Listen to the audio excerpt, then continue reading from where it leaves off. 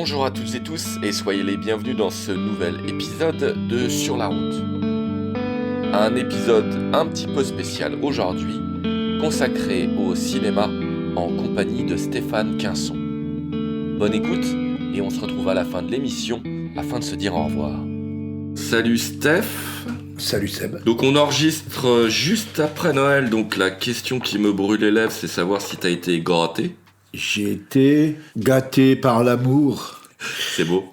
J'ai été gâté par l'amour de mes enfants. Oui, non, on a été gâtés. On a dit qu'on se gâterait un peu plus tard, nous. Ok. Voilà. Bon, en tout cas, on espère gâter les auditeurs et les auditrices par cette présente émission. Donc, on a déjà enregistré quelques émissions Cinoche ensemble. Alors, on a parlé déjà de Big Lebowski, La Nuit du Chasseur, Il était une fois dans l'Ouest. On était parti dans l'idée de se faire une émission rétrospective 2023 et mettre en avant par des petites chroniques des films qu'on avait vus en 2023. Et rapidement, ça a bifurqué sur plein d'autres trucs. Donc on va faire une émission Cinoche où on va parler quand même de films, mais pas forcément des films qui sont sortis en 2023. Commençons, si vous le voulez bien, avec Le règne animal de Thomas Caillet. T'as vu le retard qu'on a déjà? Genre c'est ma faute. Attends, tu te fous de moi? Attends! Émile! Oh! Arrête ton cirque! C'est quoi ton problème? J'ai pas envie!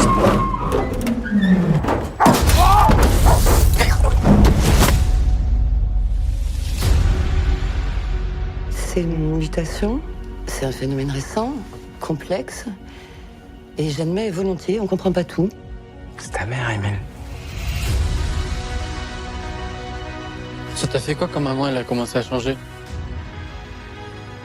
Faut me faire confiance. On va la retrouver. Les recherches commencent à peine. Ça va aller. Il y a des survivants. J'en ai vu hier soir. T'as peur des créatures? Faut apprendre à vivre ensemble. Faut pas avoir peur. Pour acteurs principaux, tu as Adèle Exarchopoulos et Romain Duris. Alors, on dit que c'est un film de genre. Pour le pitcher rapidement, aujourd'hui, en France, des gens sont atteints d'une maladie et en fait, ça les transforme en animaux. Et donc, il y a une sorte de sous-texte un peu social. Qu'est-ce qu'on fait d'eux? J'ai été personnellement content de voir un film fantastique français qui prend un peu de risque dans ce genre-là, parce qu'il faut dire que c'est pas un genre qui remporte énormément de succès au box-office en général en France. Celui-ci est pas dénué de défauts, comme par exemple, je trouve que la scène d'ouverture qui se passe lors d'un embouteillage, et le film commence très mal, parce que pour le coup je disais ça joue pas très bien quand même.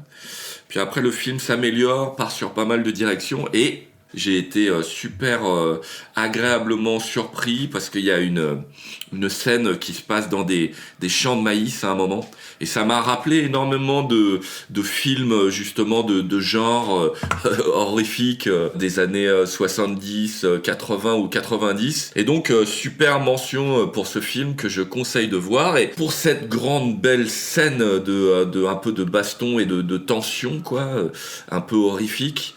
Mais ça reste gentil, hein. Et bonne nouvelle pour ce film, a priori il a eu un bon succès et donc du coup ça veut dire que peut-être que dans les années à venir on aura des films qu'on appelle de genre un peu fantastique français, parce qu'il y a encore une fois un petit truc qui bruisse là qui est pas mal. Et moi, j'ai envie carrément qu'il y ait plus de place pour ce genre de film dans le cinéma français. Pour toi, ce film, c'est l'espoir d'en voir d'autres qui vont... Le succès de ce film me donne espoir, que ça donne envie à des gens de prendre le risque. Alors peut-être un risque un peu mesuré, parce que il a eu un bon budget quand même de plusieurs millions d'euros. Le problème, c'est qu'il manque un petit million d'euros pour finir les effets spéciaux, qui globalement sont bien, hein.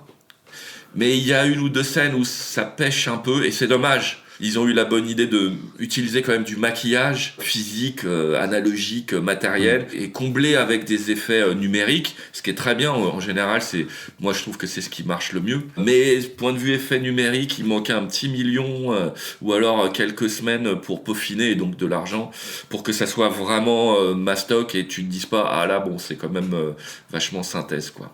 On est dans le fantastique quand même, le genre, c'est fantastique. Ah ouais, à fond. Et le fantastique a quand même, si on regarde tous les grands films fantastiques américains, la plupart brillent quand même par un sous-budget, par un financement quand même réduit, qui ouvre évidemment à la créativité, Ouais.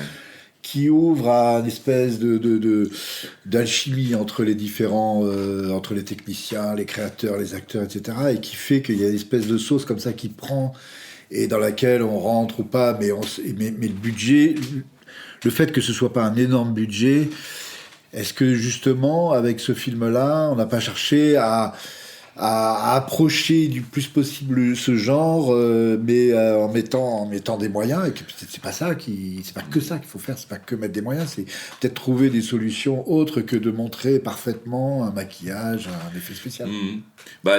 Je trouve que la tentative de mélanger encore une fois des effets numériques à des effets de vraiment costume, maquillage, etc. est plutôt bien.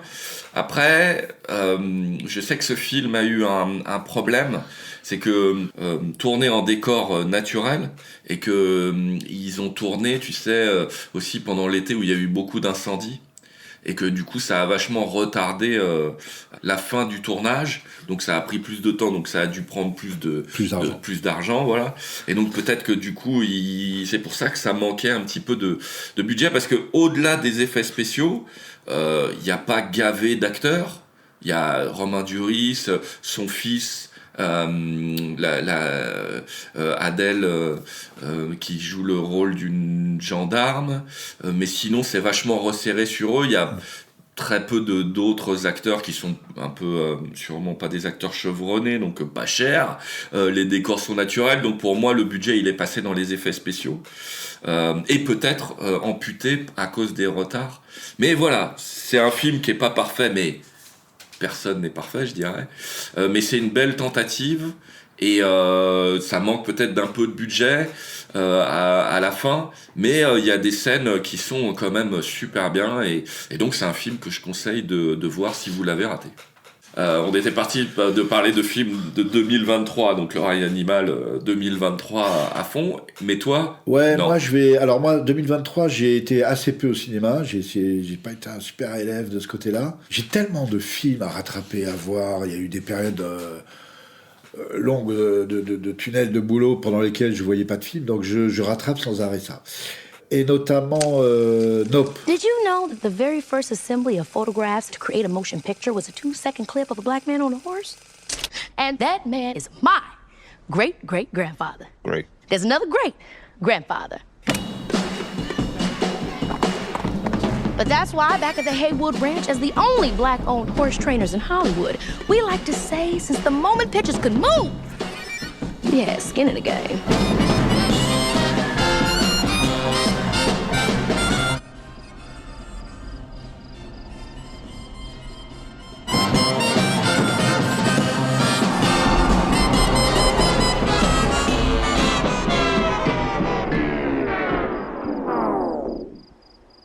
Donc de Jordan Peele, produit par l'excellent Jason Blum, qui était un grand fan de Carpenter notamment et qui a produit énormément de films de ce genre.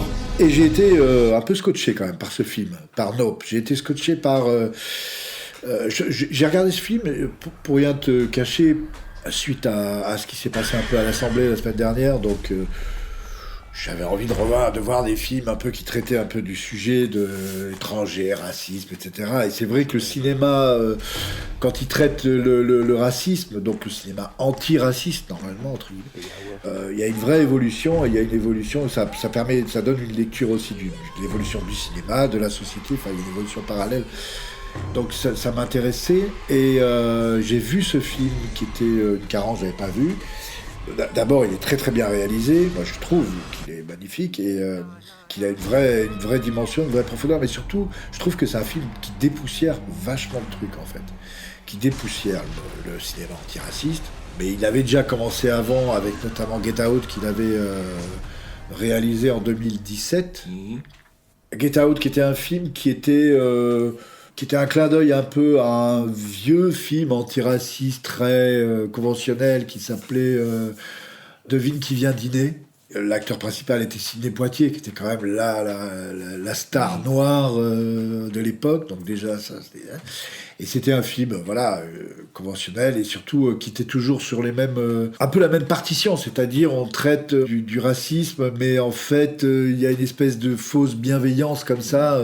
Des bons sentiments. De bons sentiments qui m'a toujours gêné dans ce genre de film. Et je dirais un peu la même chose de Mississippi Burning, qui est un film très bien réalisé, magnifiquement joué, tout est bon dans ce film, sauf, pour moi, ce petit problème-là. On ne traite pas le racisme par le prisme de l'altérité. On le traite, on met à égalité, on essaye de mettre à égalité, ce qui fait que ça donne quelque chose de pas très humain. Le noir reste quand même le noir en retrait un peu, très gentil, tout bien, machin, et puis le héros reste blanc, quoi.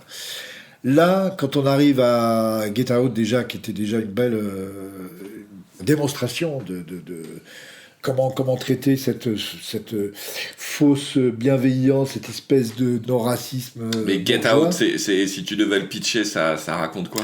C'est une femme qui est avec un afro-américain et qui va le présenter à ses parents. Et ses parents sont des grands bourgeois, ils vivent dans une superbe villa, lui il est psychologue, elle est hypnotiseuse. Ils sont très tolérants, enfin il y a la question dans la voiture déjà, dans le moment où ils vont chez ses parents, où la question que lui pose, et qui est un pont qu'on peut faire avec des films, je pense, comme...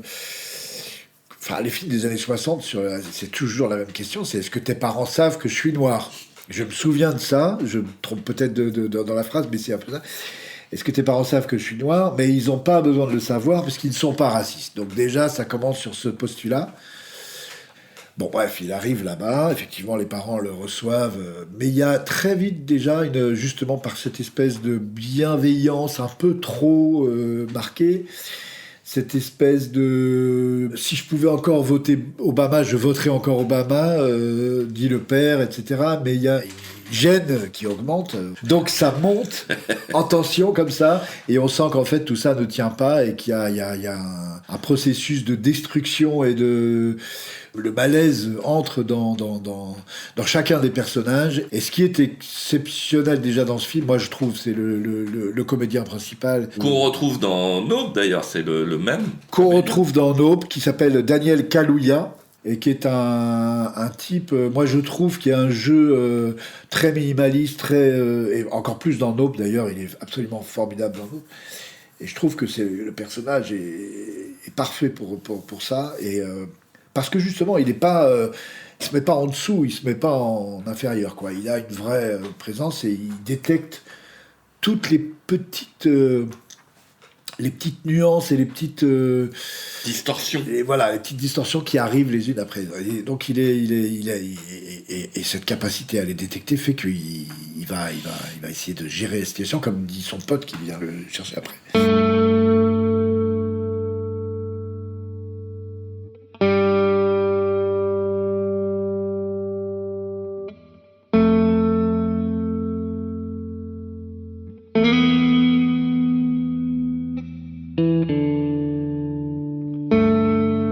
Vous êtes bien à l'écoute de l'émission Sur la route, où l'on parle cinéma avec Stéphane Quinson. Retour à l'entretien. Et du coup, ça nous ramène à Nope. Ça nous ramène à Nope. Et qu'il faudrait peut-être un peu pitcher, parce que c'est un film qui a beaucoup de couches. Hein, c'est un vrai film lasagne à fond. Alors, pour le pitcher vraiment le plus simplement possible. Donc c'est un frère et une sœur qui ont un ranch. Ils sont proprios d'un ranch, et d'ailleurs on peut rajouter, mais c'est c'est important dans le film, mais c'est pas essentiel dans le pitch, que ils élèvent des chevaux pour le cinéma, en fait. Donc ils sont dans ce ranch qui est dans le désert, donc l'acteur principal devine une présence extraterrestre. Ouais. Il se passe des trucs bizarres, voilà. Bon, déjà, première couche, le western, le ranch, les grandes surfaces, les chevaux, magnifiques, et c'est le père de ces deux frères et sœurs, ouais. Qui est au début du film, qui est un père qui a créé tout ce ranch et qui élève des chevaux, qui meurt sous les yeux de son fils. Il est sur son cheval, il meurt, et en fait il meurt d'avoir reçu des éclats de ferraille, de choses qui pourraient venir d'un avion, d'un engin qui volait au-dessus. Les enfants continuent à tenir le ranch. Alors là, les rôles sont magnifiques aussi. Bon, c'est donc toujours le même Kaluuya, Daniel Kaluuya, qui joue le rôle du frère, qui est impassible, qui observe les choses, qui est comme un cheval calme, qui peut aussi s'énerver, mais qui est absolument magnifique. Et puis sa sœur qui est beaucoup plus one again, rock'n'roll, qui mise à fond sur le cinéma et qui raconte sur chaque plateau de télé ou de cinéma où ils vont que leur arrière-grand-père, leur aïeul, était celui qui avait dressé le fameux cheval de Muybridge, celui qui avait fait les photos découpées du cheval qui galope au début du siècle, en 1902-3. Et donc, c'est comme un spectacle de cirque, un peu. Elle commence par raconter cette histoire, et puis elle parle de ses chevaux. Donc, moi, je trouve ça intéressant parce que, pour moi, c'est aussi un film sur le cinéma, beaucoup. Mmh. C'est ce qu'on peut dire, par exemple, d'un film comme Il était une fois dans l'Ouest. Pour moi, c'est de la même dimension, c'est des films sur le cinéma aussi. Ah ouais, peut-être même avant tout. Après, c'est toujours pareil, quand tu regardes un film, et qu'est-ce qui t'en reste ? C'est vachement lié à toi...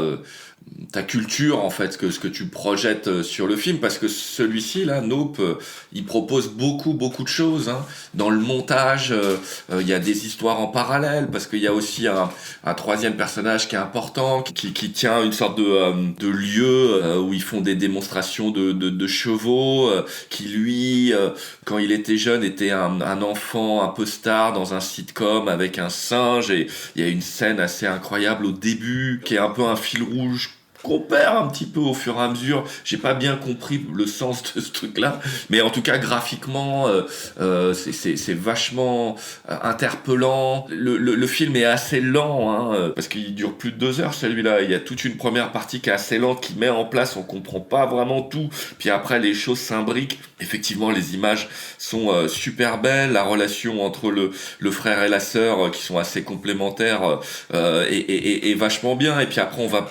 bifurqué dans un film qui est plus axé sur justement l'apparition extraterrestre, et qui est enfin moi, pour aimer pas mal de ce genre de films de science-fiction, j'ai des souvenirs tout minots de regarder à la télé des films, tu sais, d'invasion extraterrestre, de films des années 50 qui doivent être ultra kitschissimes aujourd'hui, mais qui malgré tout te marquent bien la rétine à l'époque, et puis te donnent cette idée, le cinéma c'est pas qu'un couple en train de se prendre la tête, ça peut être aussi un truc qui t'emmène dans l'espace, tu vois. Et j'ai bien aimé ce film, que je reverrai bien d'ailleurs avec grand plaisir, parce que je pense qu'il y a pas mal de choses qui me sont passées au-dessus.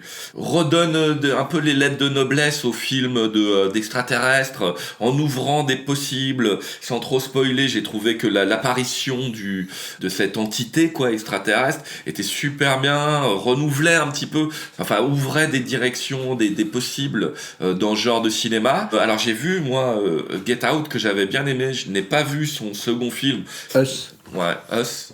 J'ai vu donc Nope, que j'ai vraiment... Je peux pas dire que j'ai adoré, mais il m'a assez interpellé, en fait, à bien des niveaux, pour piquer ma curiosité et me dire, voilà un film intéressant, il faut le revoir, il faut s'intéresser à ce réalisateur-là, que je connaissais par ailleurs, parce que c'est un comique, en fait, Jordan Peele à la base. Ce mec a des choses à dire, parce que c'est un film, Nope, c'est un film très touffu, quoi. Quand je disais lasagne, il propose plein de trucs, quoi. Et ça c'est intéressant, ça veut dire que le gars, il est riche d'histoire.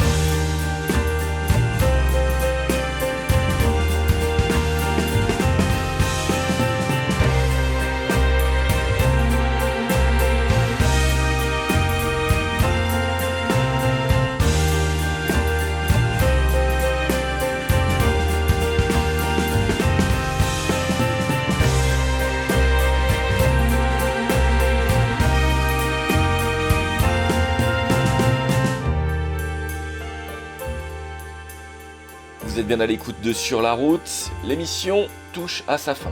On va retrouver une dernière fois Stéphane Quinson autour du film Nope. Et effectivement, mais tu as tout à fait raison, c'est vraiment un film lasagne. Et je suis aussi d'accord, c'est pas, je le classerai pas, voilà, mais il y a tellement de films à classer dans le top 5 ou top 10 ou top 50 ou top tout ce que tu veux. Mais c'est pour moi un film quand même assez essentiel. C'est encore un virage dans le cinéma, je trouve, qui s'inspire, mais tout en ayant une vraie identité propre. Je trouve qu'effectivement, la vision de l'objet, de l'espèce d'ovni, on ne sait pas ce que c'est, et puis on va pas spoiler la fin, mais je trouve ça magistral. Moi, je trouve qu'on est même, c'est presque du Fellini dans la fin, dans la manière de traiter le truc. Parce que en fait, ça dit aussi, c'est pas ça qui est important, c'est pas ça. Ce qui est important, c'est les sentiments qu'il y a en bas, c'est comment on gère ce type de situation, c'est à quoi ça nous ramène dans notre vie, etc. Ça, je trouve ça super. Et puis, très peu de personnages, mais alors, le frère, la sœur, et puis il y a effectivement ce comédien Steven Yeun, qui était le comédien d'origine asiatique du Walking Dead, et qui joue magistralement et qui a une pièce centrale aussi dans le film, puisque il faut pas oublier, et là, pas si on parle du tout début, il y a une scène... Un peu quand même. Il y a une scène au tout début du film qui est absolument... pour moi, alors moi je suis pas comme toi, moi j'ai du mal, moi quand c'est un peu chaud, j'ai du mal à pas mettre mes doigts devant les yeux. Et là cette scène est très très très très dure, très violente. Il y a une scène très très violente au départ. Alors je la décris pas, mais ça met en scène ce comédien quand il était plus jeune. Dans l'histoire et voilà, et ça, le film est introduit par cette scène. On peut faire des liens, on peut ou pas d'ailleurs, parce que c'est pas un film intello du tout. Il te demande pas de réfléchir à des trucs pas possibles. Moi vraiment, encore une fois, je le place dans la dimension d'un film à la Sergio Leone, c'est-à-dire où il revisite totalement le western, il revisite le film raciste, il revisite tout ça, et il a une vision en même temps ultra poétique et vachement singulière, quoi. C'est ça qui est intéressant. C'est là en repensant à ce côté, cette dimension western. Voilà, moi ça, je l'ai pas vu au cinéma ce film. Et ben pour le coup, je regrette. C'est un film que j'ai vu sur une plateforme, donc sur mon petit ordi chez moi un soir. Ça, c'est un film de cinéma aussi. Alors, je te fais la petite parenthèse par rapport à ça. Tu as tout à fait raison. C'est un film de cinéma. Et c'est un film où on a souvent les yeux braqués sur les nuages, même si on comprendra plus tard qu'il vaut mieux éviter de le faire. Mais on est sur les nuages. Quand on est sur un écran, c'est évident que les différentes teintes se mélangent et ça donne un truc pas très bon. Je pense, moi aussi, je l'ai pas découvert au cinéma, mais je te promets que s'il passe dans une salle de cinéma à 50 km à la ronde, on ira ensemble. On ira ensemble. Et s'il est en VO, sinon on n'ira pas. Ah bah évidemment. Important.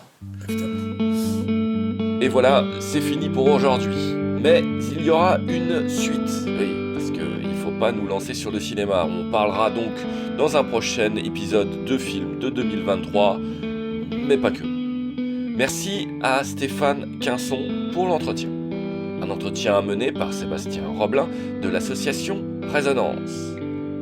Mixage et musique par Indie Grand. Si vous voulez connaître l'actualité de l'association Résonance, eh bien rendez-vous sur notre site, le https://resonance.media, et retrouvez-nous sur nos réseaux sociaux, afin par exemple de découvrir les autres émissions dédiées au cinéma. À bientôt pour un nouvel épisode. Sur la route, une série d'entretiens radiophoniques.